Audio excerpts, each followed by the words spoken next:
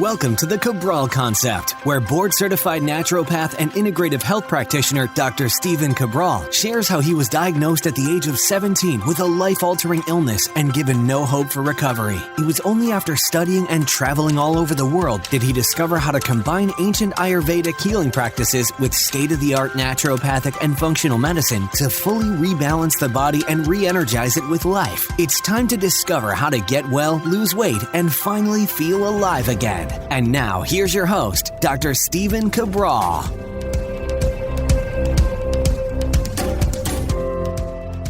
Hi, everyone, and welcome back to the first Cabral HouseCall of the weekend. Looking forward to being able to spend a little time with you today going over the different questions that have come in over the past few weeks and months to the Cabral Concept podcast. And if you're new to the show, we refer to these as our Cabral HouseCalls.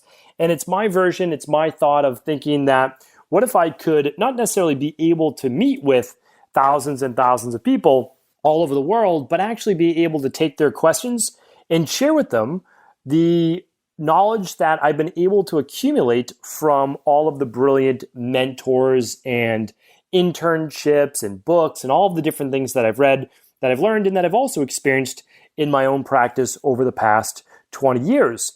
So I'm excited to be able to do that. This is the type of show that I very much enjoy doing because, believe it or not, when I'm out with friends or I'm out with family or I meet new people, there's always a question about their health. There's always a question about their family's health. And people typically start the conversation with, I hate to ask you, but I have a friend who, and then they'll go into whatever the issue is. And I always let them know I'm happy to do that. I mean, that's why I got into the work that I do here today. And for me, it's not just work, it's a big part of my life. It's essentially who I am, along with being a father and a husband and a son. So it's part of who I am. And so it's very much what I enjoy doing. I love speaking about it. And if we ever meet, don't feel bad about asking me a question about whatever might be going on. So that is how we're going to start our intro to today's show, with simply being able to be available to you to answer your questions, your concerns that you might be having for yourself or a loved one. All of these questions come in at stephencabral.com/askcabral, and they typically take about 8 weeks to be answered on the show. For daily feedback and daily questions, I would ask that at cabralsupportgroup.com, which is our free Facebook group. Okay, without further ado, let's dive right into the show. The first question is from Mackenzie, and it came in on February 11th. So about 7 weeks ago. Mackenzie writes, "Hello, my name is Mackenzie. I've been listening to the Cabral Concept for years and I've learned so much. I'm not sure if I am asking this question on the right platform, but I don't have Facebook, so I can't be a part of the private group. I had my third baby a year and a half ago and hemorrhaged pretty badly after and had to have a D&C to retrieve a piece of my placenta that was left behind after the birth. Fast forward a year and a half and I still haven't got my period back, but I have cyclic pains as if there were a period. I have tentatively been diagnosed with Asherman syndrome, but it hasn't been confirmed through a hysteroscopy. Yes, hysteroscopy, yes. My doctor wants me to go on estrogen supplements for 2 months and then go on for a hysteroscopy. I don't know why I can't pronounce that word today, but we're going to leave it in and we'll call it hysteroscopy, which is the correct pronunciation. But I'm wondering if there's another way. I recently started taking systemic enzymes in hopes that it would clean up the scar tissue that I may have built up. I've been reading that there are some Ayurvedic herbs that might help. I'm just wondering if anyone in your office has experienced anything like this before. Thank you." All right, Mackenzie, thank you for tuning into the show. You're definitely on the right track for sure. So typically with Asherman's syndrome, what we're referring to, again, is just another fancy medical name for scarring in the uterus and or cervix. So it can be challenging, right? Because oftentimes if there was scar tissue in another spot in the body, it might be easier to remove, or it might be easier to actually do some type of, there's certain massage techniques that can be used actually to break up scar tissue. So when it's at an area of the body that we really can't access, our best job is to use natural anti-inflammatory compounds as well as natural systemic and proteolytic-based enzymes. So in this particular instance, my inclination is towards natural anti-inflammatories, and I'm going to give you those right now. They would be bromelain, they would be ginger, and they would be turmeric or curcumin. So those would be my top ones, right off the bat: bromelain, curcumin, and ginger. And the two most important ones out of that would be curcumin and bromelain. And then besides that, I would recommend two products. One is called Florafilm. That one is by Equilibrium Nutrition. It's the only one out of the ones that I'm mentioning. And then there's another product by Wobenzyme, and it's a German-based product that gets great results. And that one is called PS100, I believe is the name of it. Wobenzyme PS100. PS stands for Professional Strength, I believe. So you can check those out. I've actually spoke about them on previous podcasts. And right off the bat, that would be my absolute initial inclination. And then just to make sure that you're taking omega-3s, that you're using the daily foundational protocol, because you still need your omega-3s, your probiotic, all the support for your body, B vitamins, to make sure that methylation is taking place properly, that you're doing your seasonal detoxes. So whenever I make specific recommendations, it's assuming you're using daily foundational protocol level 2. So I do hope that that's helpful. And again, the curcumin is Ayurvedic, same with bromelain, as well as ginger. And then from functional medicine, we would use the enzymes. Thank you, Mackenzie, and I wish you all the best. Kay is up next. Kay says, hello, Stephen. What is your opinion on children taking polyethylene glycol solution, called PEG? My child was diagnosed with a bowel obstruction and an enlarged intestine. She has been recommended to take PEG daily for the next 6 months to help reduce the size of her colon. Since an initial intestinal cleanse megadosing PEG, her bowel motions are now very loose and multiple times a day. She has completed the parasite and CBO products before. She has a very high fiber diet, mostly cooked and pureed vegetables, legumes, chicken, fruit, nuts, and seeds. What would your advice be for treatment and prevention for future bowel obstructions? And also, what is your advice regarding her loose stools? Thanks. Okay, so I can't give you any diagnosis of disease. I can't treat, prevent, or cure anything, and I can't give advice that would mention that. That is out of the bounds of anybody except a licensed medical doctor, and I am not a licensed medical doctor, nor would I choose to be in this world right now or even previous. But that's me. I'm very happy that we do have licensed medical doctors that can help with all of the acute-based treatments that we do need. And of course, medical doctors deliver babies, and medical doctors help people in acute-based circumstances, and they provide emergency medical room care and all that. So of course, many of my colleagues and friends are medical doctors, and that's that. But my work is different. And I just want you to know that it's outside of the scope of a natural health practitioner, such as a board-certified doctor of naturopathy, which I am, an integrative health practitioner, functional medicine practitioner, can't provide that. But what I can tell you is this. So polyethylene glycol solution, or just polyethylene glycol, is typically used to empty the bowels before, let's say, surgery or colonoscopy, barium, anything like that. This is what's typically used. Definitely not for extended period of use. Now, I understand why your doctors are recommending it, but the problem is there are side effects for sure to this type of a solution. And the way that, so again, what would I do if it was my child? That's basically what I'm going to answer for you. What would I do if it was one of my children? Well, I would use alkalizing vitamin C, and I would use Natural Calm, which is magnesium citrate powder. Just magnesium citrate powder is fine. And that's going to keep the bowels moving as well, but I can regulate it based on the amount that they need.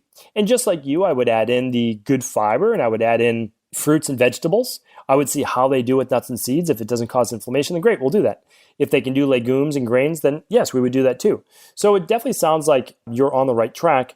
And I can't tell you if PEG is right for you. There are side effects to it. It's certainly not meant to be used in the long term. You want to keep the bowels clean, but you certainly don't want loose stool all the time either, because that means that your child is most likely not absorbing all the nutrition that they need.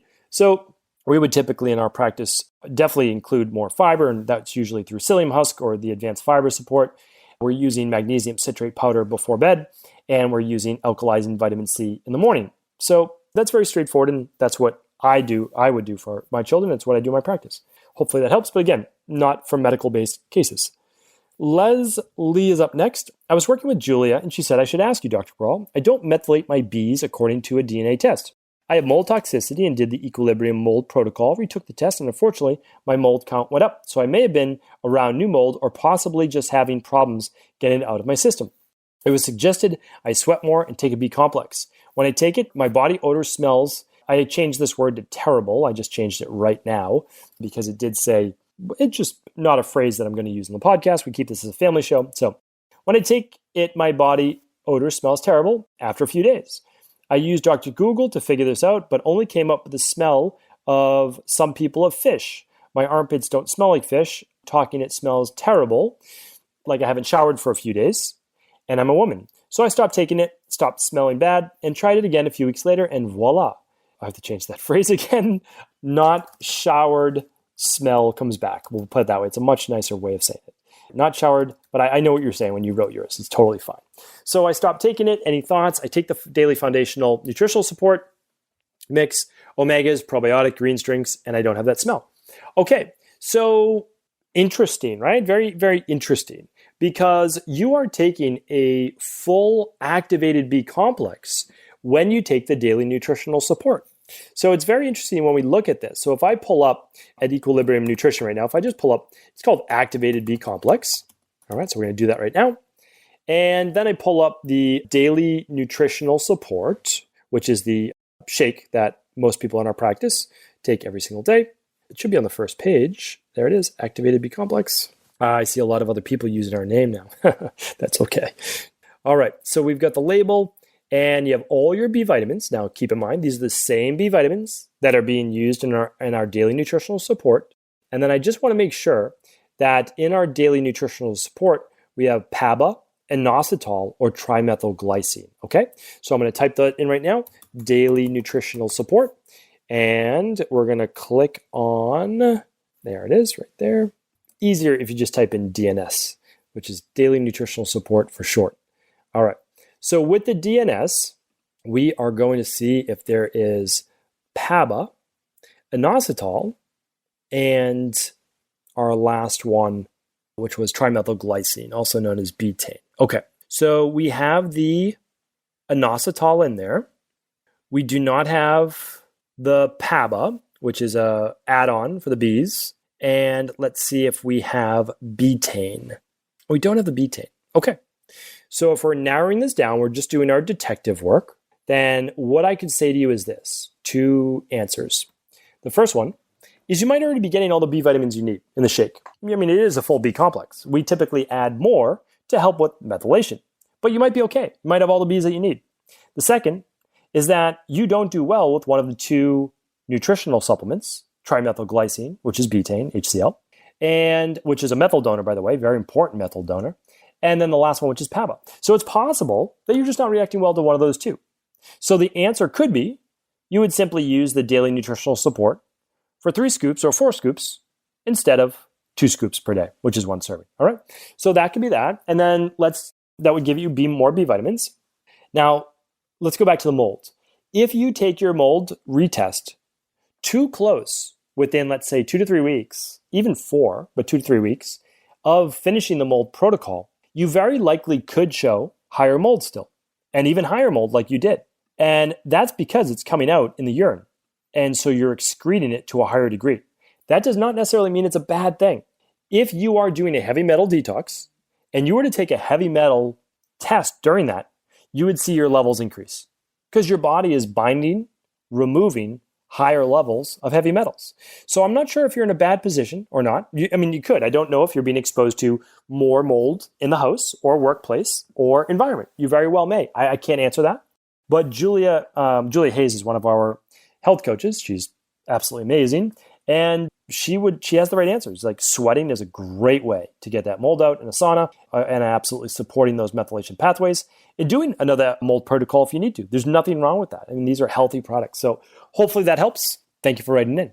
Stephanie's up next. I have a question regarding my 11-year-old son. We recently found out that he has low IGF-1 and growth hormone serum.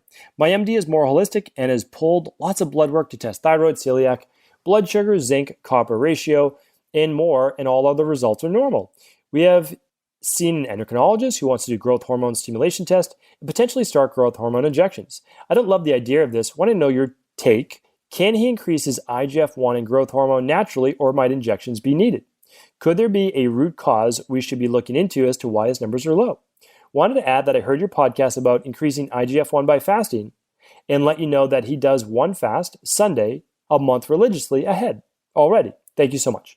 Okay, Stephanie, thank you for writing in, and thank you for mentioning that about the fasting. So yes, it's true. That absolutely does. But we would use the fasting more for adults looking to increase IGF-1 naturally than children. But I'm not against that. So I still want children to do a 12-hour overnight fast. Absolutely.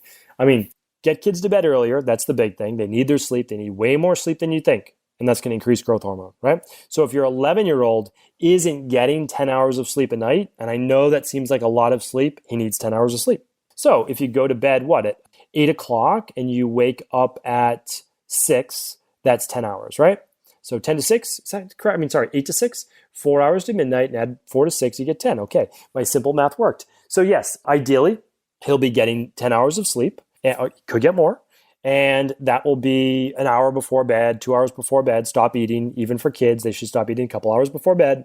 And then he'll get his 12 hours in. Very easy, right? You could stop eating at, let's say, 6:30, 6:30, whenever your family finishes dinner, and then wake up at 6 o'clock or so in the morning, whenever he has to wake up for school. Now, people are saying, well, you should stop eating 3 to 4 hours before bed. Well, that's ideal, but it's more so for adults. And the reason is that kids are going to be in bed for a much longer period as well. Now, there's other things about children that I want to share with you. And the ways that you can increase a child's hormones and growth hormone is also by supplementing with zinc. Now, we don't want to go high dose with children, but your son's 11 years old. And so we could certainly add some zinc. If he's not already using the daily nutritional support, he could be. And if you want to add in 15 milligrams of zinc a day, I think that could be acceptable. Again, you're making the best decision for you and your son, but I would have no problem with that. And you want to get enough protein, okay? So very important. If you want to raise IGF-1 levels, if you want to raise hormone levels, you'll increase protein. And you don't have to do this, but animal-based protein, fish, but especially animal-based protein, will raise hormone levels to a greater degree. So maybe one meal a day, he would do animal-based protein. It's absolutely whatever you feel is best for you again. And the last part is this. By doing IGF, or basically growth hormone injections, it does work. They actually have found, there's many, many studies that show that children will grow as tall, if not taller, if given growth hormone injections. The problem is, what does it mean later in life? Are there any repercussions? I don't think that we can answer that. And so again, I want you to make the best decision for you. So what I would say is this. The truth is that you have to do what you feel comfortable with. Your son is still 11. Some boys don't go through puberty until 16 years old, 17 years old. Some are just a little later, right? A little later to go through puberty. And most boys going through puberty, a lot of boys going through puberty, somewhere between like 12 and 15 years old. And so he's still on the younger side. And if you've only done an IGF test once, you don't really know if that's kind of baseline normal for your son, if he has been increasing a little bit every year. So let's just say it was my son. What I would say is, I'm okay for right now. I'm going to do zinc. I'm going to do vitamin C. I'm going to do the daily nutritional support. I'm going to give him some omegas. I'm going to make sure he's healthy. I'm going to get him enough protein, which is going to be, I don't know how much he weighs, but maybe 40 grams a day of protein, maybe 50 grams. Make sure there's enough good protein in his body. He's probably already getting that now. And then if he hasn't really begun to grow at maybe 14, 13, 14, then I would look more into it. But he's still young. That's my opinion. But again, I want you to do what's best for you. So that was simply my opinion. All right. Pam is up next. Pam says, I just received some lab results back. However, I don't understand them, and I'm not sure what to do for a correct diagnosis. I've been dealing with a lot of joint pain for approximately 6 months. Spoke to a physician at Doctor On Demand due to the fact my PCP doesn't take things seriously unless you are dying, I believe. My insurance covers Doctor On Demand completely, so I had them order the blood work. My results show a positive speckled ANA titer. I would attach it, but it doesn't appear through this process. I hope you can help me. Thank you, Pam. Pam, thank you for writing in. And yes, we are not able to go through lab diagnosis over a podcast, that's for sure. So the issue is this. A lot of people are running labs all over the place, and there's so many marketing-based lab companies that are popping up. And I can't recommend them because you're not getting a plan along with that. Honestly, lab work does not matter and is oftentimes worse for you to know if you don't have a protocol in order to rebalance the body. What does rebalance the body mean? Well, it means figure out what your deficiencies are. What are you deficient in? Omega-3s, vitamins, B vitamins, fat-soluble vitamins, minerals, right? Calcium, magnesium. You low in neurotransmitters. What are you low in, right? What are we trying to figure out what the deficiencies are? Then we figure out what your toxicities are. What are your toxicities? Are they heavy metals? Is it candida? Is it SIBO, small intestinal bacterial overgrowth? Is it H. pylori? Is it parasites? Is it bromine? Is it nickel? Is it mercury? Like, what is it that we're looking at, right? Is it mold? There's so many different things, but you can figure it out. The problem is, and again, Pam, I'm on your side here. When you run just an ANA test or an ANA titer speckled pattern, when you're looking at it as, well, it's an autoimmune issue most likely. Is it lupus? I don't know. Is it Sojourns? I don't know. Is it rheumatoid? There's a lot of things it could be because you're not getting a specific test of what it is. All you're saying is that you're most likely having an autoimmune-based reaction. Now, the thing is this, whether it's, let me see if you said here, I don't believe you said what your actual symptoms were. But the truth is that if you read my book, The Rain Barrel Effect, and you're really listening to this podcast on previous episodes, you'll see that many autoimmune-based issues start with the gut, they start in the gut, and they lead then to systemic toxicity. So it starts with H. pylori, or it starts with candida overgrowth, or SIBO. There's gut permeability, lipopolysaccharides, as well as the waste from yeast, as well as bacteria spill into the bloodstream. It aggravates the immune system because the immune system gets activated to a much more higher level. And that can set off either Th1 immune dominance or Th2 immune dominance. Something like rheumatoid arthritis would be Th1, or Hashimoto's or lupus. And then more of the chronic fatigue and allergies and asthma and a lot of brain fog, well, that's more Th2. And a lot of people are more prone towards one or the other. And I've seen more people as an ectomorph of Vata be more Th2 dominant, and I've seen more people, Pitta or so, more of Th1 dominant. That's not always a sure thing, but for sure I can tell you after seeing many, many thousands of people, that plays out 8 out of 10 times at least. So that is what I'm saying, is that we need more data.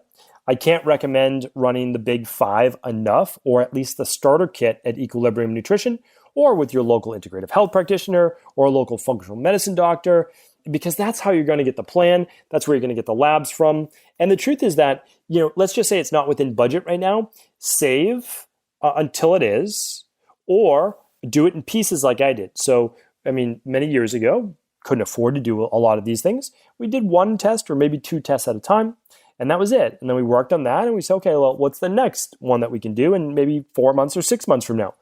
So I understand, and I get it, and I wish there was a way that health insurance would take functional medicine-based tests, but to my knowledge, they are not. And that's because they're not diagnosing disease. They're actually looking at what are the underlying root causes that lead to disease, right?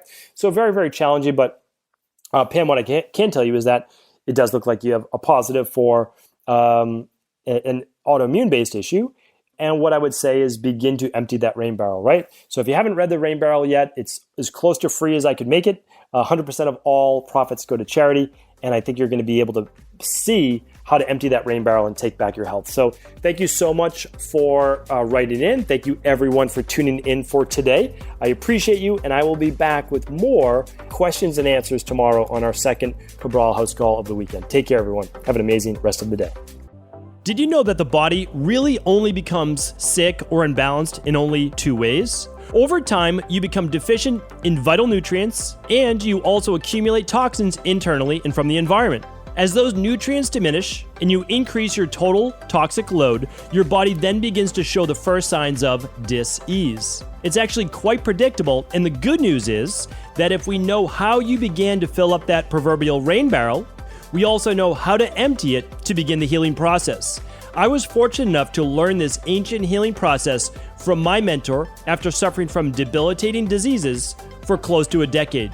It was only when I began to implement these techniques did I finally overcome my illnesses and go on to live a life of energy and vitality that I now enjoy.